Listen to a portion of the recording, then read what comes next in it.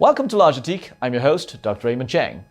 U.S. House Speaker Nancy Pelosi is set to leave this weekend on a trip that includes Singapore, Japan, South Korea, and possibly Taiwan. Chinese state media commentators suggested Friday that Beijing should shoot down any U.S. military plane she takes to Taipei.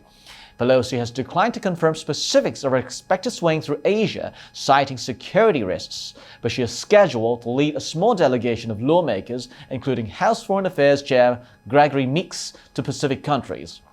This episode, we're going to look at Pelosi's trip and Taiwan.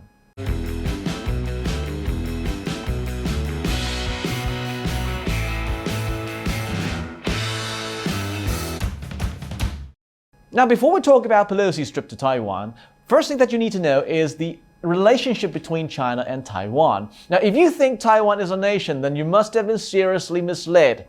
Now, if you read news, there are always these things saying Taiwan is supposed to be, well, some kind of a, independent country, but they are not. It is not. Now, two different angles, the United States perspective and the China perspective. Now, if you try to look at it from the US perspective, check the Stars and Stripes, the US independent military news source, and how they refer to that relationship between China and Taiwan. And you realize this. They actually say, now if you check, in Stars and Stripes, they say the two governments, say they are one country. So obviously it's just one country here, but it's just that you have different governments. But then they disagree over which one is entitled to national leadership.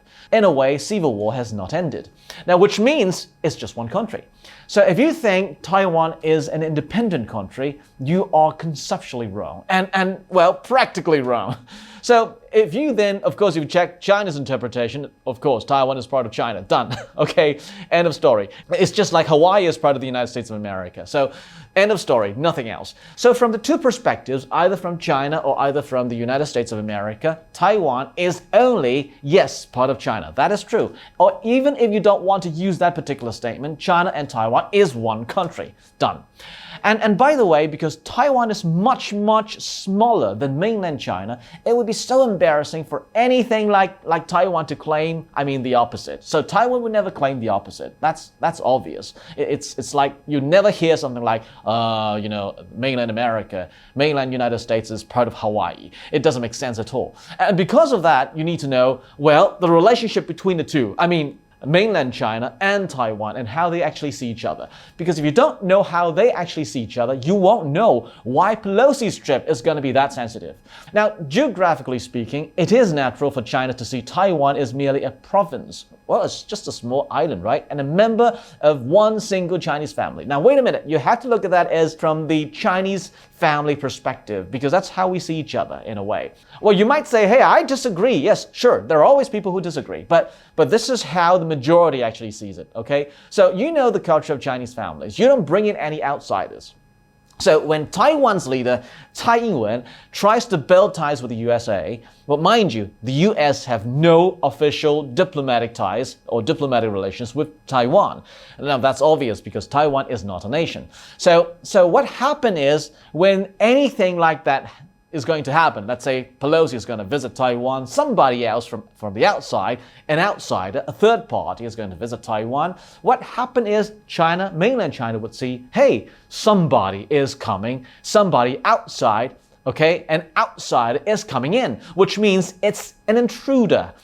Some kind of an intruder. So what happens when mainland China feels that Taiwan is doing anything, any little act, any intention or whatever, that they're trying to, achieve independence, it would feel as if the daughter is running away with another guy, and now with a white guy, And the whole thing becomes a very messy, family affair. So what happened is the cultural difference here. Now, for some Western parents, parents in the West, if your daughter runs away with an Asian guy, which is rather rare in a way, the rationale is that you may have to allow her to sort of leave if you care about them, right? If you care about the kids. So you would tell her, I'll give you my love, I'll tell you how you have my back, things like that. But the problem here is this don't happen. This kind of a dialogue just won't happen in a Chinese family.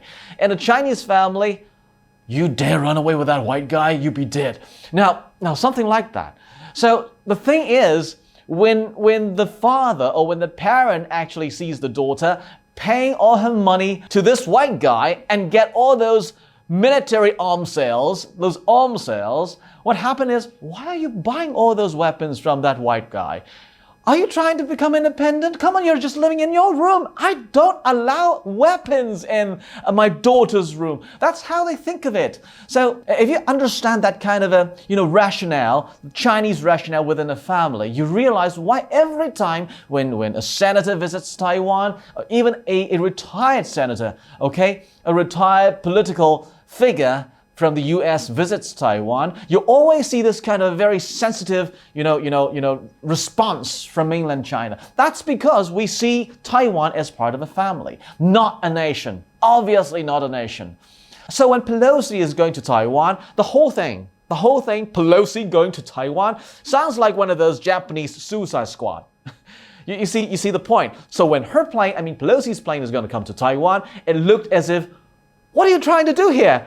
Are you trying to, suicide bomb? Are you trying to bomb Taiwan? Now that's a complete outsider. That's an intruder trying to start an intrusion. Now that's why if you read from the news, you realize one thing. The US military actually says something like this. They say, hey, the US military believes Pelosi's potential visit to the self-governing island is not a good idea.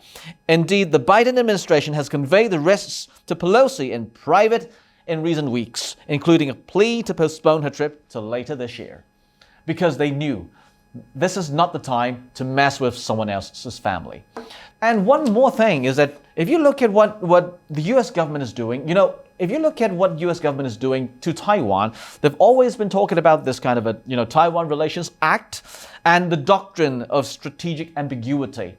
Ambiguity, what does that mean? Come on, if you had an affair with somebody else's daughter, are you going to tell everybody about that? And the father, the family is not going to approve it. So stop messing around with that. Stop telling people that you're having that kind of an affair with the daughter. It's not going to do you any good. After all, this is strategic ambiguity that the US is practicing, which means what?